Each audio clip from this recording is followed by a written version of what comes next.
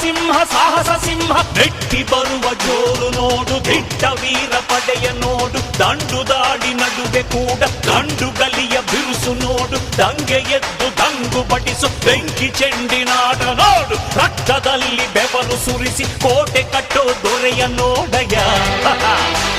ಇವನಿದ್ದ ಕಡೆಯಲ್ಲೆಲ್ಲ ಘೋರ ಸಿಂಹ ಗರ್ಜನೆ, ಅದು ಯಾರು ಬಂದರು ಕೊನೆಯಾಗದು ಸಿಂಹ ಗರ್ಜನೆ.